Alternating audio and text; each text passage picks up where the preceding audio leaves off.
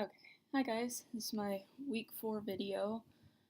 So I'll just get started with defining emergency preparedness, which was the term I found most important from this week. Okay, and I wrote a pre-planned plan of action that gives off a sense of safety and readiness for a family or a person to take in the event of a disaster. Okay, and then my only muddiest point for this week was from the Mitchell article, which said disaster management is dominated by relief efforts that assume that children are passive victims with no role in communicating risks or responding to a disaster. Current research shows. I just completely disagreed with that, and it also confused me because children actually have proven to be a very vital part in communicating risks or responding. They're a lot smarter than you think they are. So to read that, which I know the Mitchell article defended the fact that children are an important part of communication, but when it started out with that just thoroughly confused me.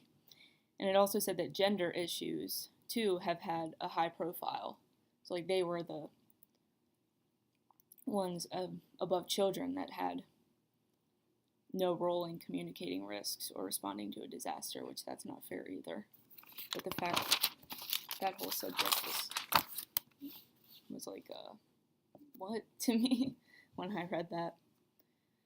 Okay, and then class discussion.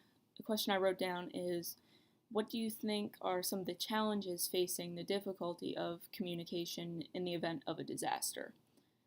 And then I added here that says factors such as education, race, class, gender, and prior experiences play a role in the way people react to authority during a disaster. So they've had, possible previous bad experiences with authority, being arrested, being in jail, being treated unfairly,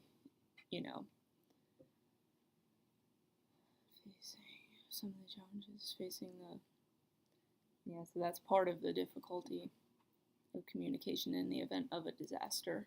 That's kind of like a rough answer to that question. It's more of like a guide to answering the question, but it's partially what I would say. Okay, and then some interesting facts I wrote down from the module overview, the first link in D2L. It said in there that uncertainty still remains despite major improvements that have been made in the meteorological field. I'm sorry, it's hard for me to get that word out. I just found that interesting because, I haven't really thought about that, but it is definitely true that some meteorologists are still off about predicting the weather. I noticed that with the rain that we were supposed to get from Hurricane Florence, and we barely, at least our area of York and Lancaster, barely got any rain. So, even with the advances in technology, they're still sometimes very off with predicting the weather. And then another interesting point I wrote down is from the Fisher article, which said because of the media's tendency to mangle information concerning disasters, many people will hesitate to announce that an attack is underway. Mainly, I guess they think that they'll be seen as, the bad person, as, someone that no one should believe or that kind of thing, because the media makes certain people out to be, the bad guys when really they are the good, which I can understand why some people don't want to deal with the media's tendency to mess up what they're trying to say, and then it'll put them in a bad light. So I can understand why people don't want to do that, but it's very disheartening to hear that,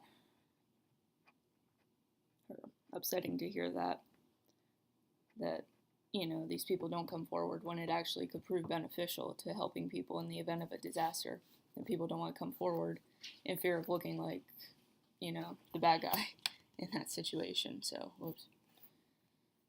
that was pretty much it. That's all the stuff I wrote down anyway. So thank you guys, and I will talk to you all next week.